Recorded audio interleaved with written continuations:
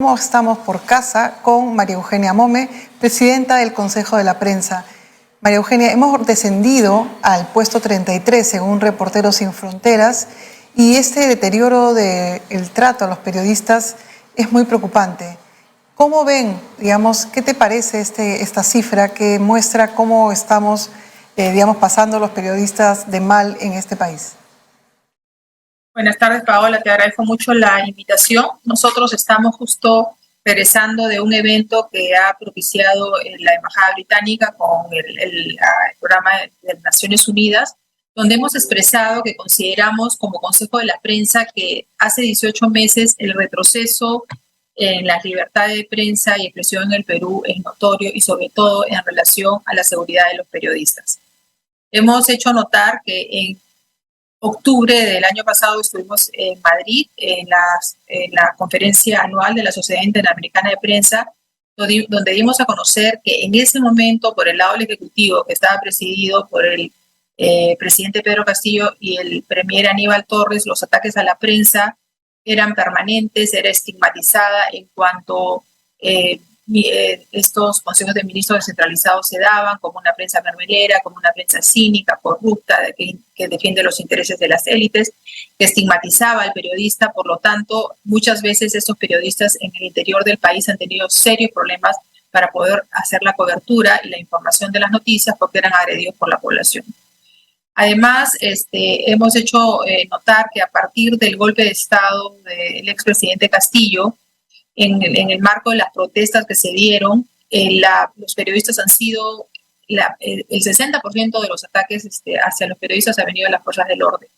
Y en ese sentido no vemos de parte del Estado algún hecho que pueda corregir esta práctica en el ejercicio del periodismo. Inclusive nosotros nos acercamos al Ministerio del Interior para promover un protocolo para resguardar la integridad del periodista, pero lamentablemente nos tuvimos que retirar en marzo porque no se cogieron mucho de los puntos que nosotros propusimos ahí.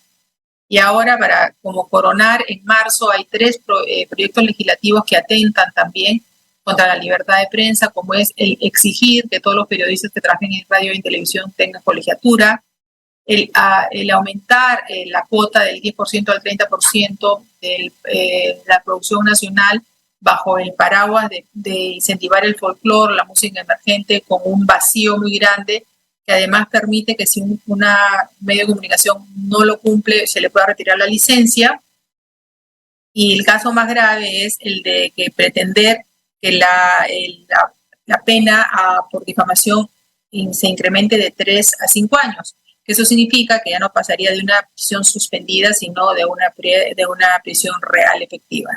Entonces sí vemos realmente mucho retroceso en el país sobre el tema de libertad de prensa.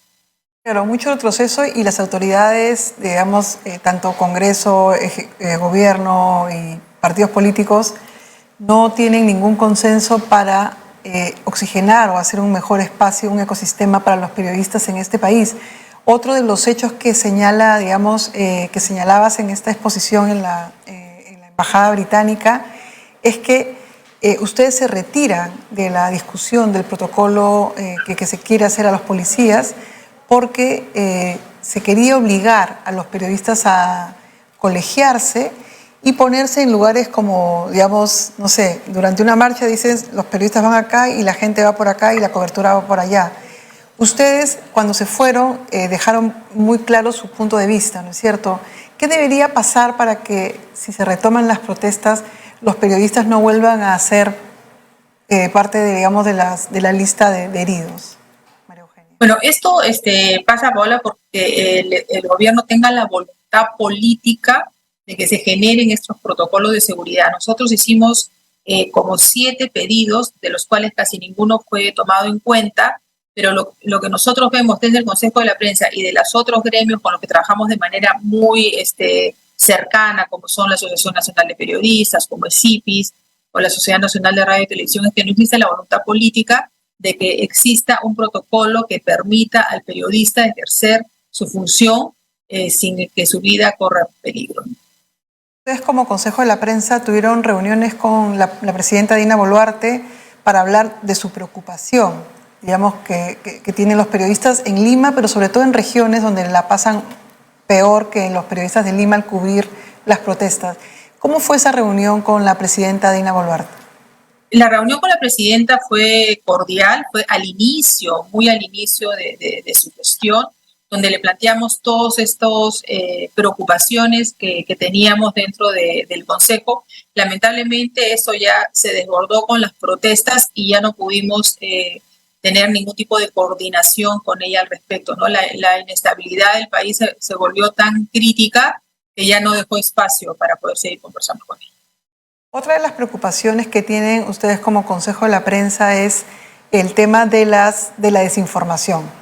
La desinformación ha hecho, por ejemplo, que cuando hubo el golpe de Estado del 7 de diciembre de Pedro Castillo, en ciertas zonas del país no se conozca el tema del golpe de Estado de Pedro Castillo y se le eche directamente la culpa al Congreso de su destitución, digamos. Y eso también incrementa las protestas. ¿Cómo se puede hacer para que se haga un ecosistema en el cual la desinformación o lo que se llama fake news desaparezca? Ese es un reto bastante importante que tenemos que abordar nosotros como Consejo de la Prensa porque hemos hecho estudios que la gente del interior del país y sobre todo el sur del país se informa de los hechos políticos por redes sociales. O sea, acuden poco a lo que son los medios de información, ya sea radio, televisión o un periódico. Entonces, eso sí es un gran reto de cómo podemos nosotros llegar con la información a estos puntos del país para que tengan una información exacta y no lo que les llega a través de redes que malinforman los acontecimientos. Y eso, digamos, hace que se propicie en momentos sobre todo convulsos, se produce la desinformación. Hemos recibido hoy día el informe de la Comisión Interamericana sobre las protestas y una de las cosas que se ha señalado es el tema de los periodistas heridos durante las protestas en Perú y su mala atención o la atención, digamos, que fue difícil de realizar, sobre todo en lugares de centros de salud fuera de Lima. ¿Has podido revisar esa parte de qué nos pasó a los periodistas que cubrimos estas protestas y cómo no deben pasar a futuro? ¿Qué acciones debería tomar el gobierno? En el informe, nosotros lo que vemos es que el 60% de las agresiones que sufrieron los periodistas fueron en manos de las fuerzas policiales, ya sea agresiones físicas, ya sea que se les quitaba sus celulares, sus cámaras para poder llevar adelante su trabajo de informar. En ese sentido, lamentablemente, nosotros no vemos ningún cambio porque, en primer lugar, este gobierno no ha investigado, no se ha determinado responsables, no se han retirado a las personas, a los mandos policiales que estaban presentes en el lugar de las protestas. Entonces, lamentablemente, creo que la cosa no ha cambiado mucho desde el escenario de diciembre a enero. Nosotros con este protocolo que queríamos elaborar con el Ministerio del Interior, justamente queríamos evitar que esa vulnerabilidad del periodista cuando está llevando a cabo su trabajo y no lo hemos logrado. Pero igual seguiremos insistiendo porque es vital que todos los periodistas puedan ejercer su oficio sin ningún riesgo.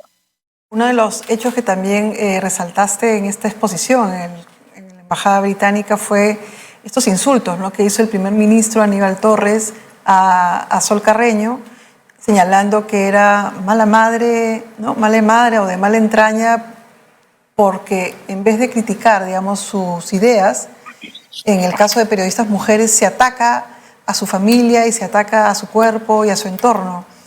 ¿Por qué hay que reflexionar de este hecho para que no se repita, María Eugenia? Fíjate, lo lamentable, Paola, de todo esto es que en estos eventos de consejos de ministros descentralizados donde se estigmatizaba tanto al periodista, esto ha calado en parte de la población. Y es por eso que en la época de las protestas muchos medios de comunicación han tenido que enviar a sus periodistas sin el logo del medio en el que trabajan para evitar que sean atacados. Entonces sí, yo sí creo un tufo de machismo, digamos, que hubo en el gobierno del presidente Castillo de este ataque a las periodistas, ¿no?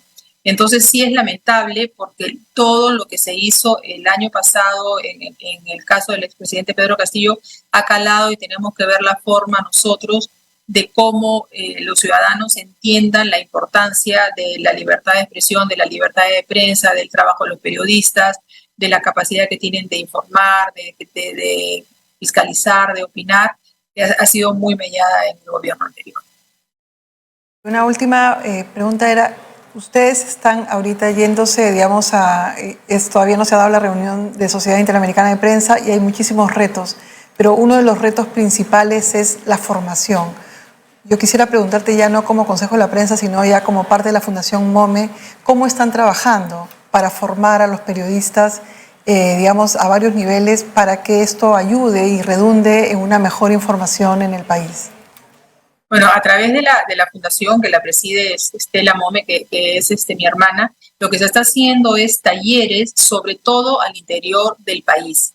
O sea, para que se conozca la necesidad de tener un buen periodismo de investigación, para que los periodistas conozcan la importancia de su labor. Y eso, como te digo, ya tenemos muchos años trabajando, pero sobre todo en el interior del país. María Eugenia Momia, presidenta del Consejo de la Prensa Peruana, estuvo en Al Vuelo. Muchísimas gracias y hasta la próxima. Muy bien, muchísimas gracias.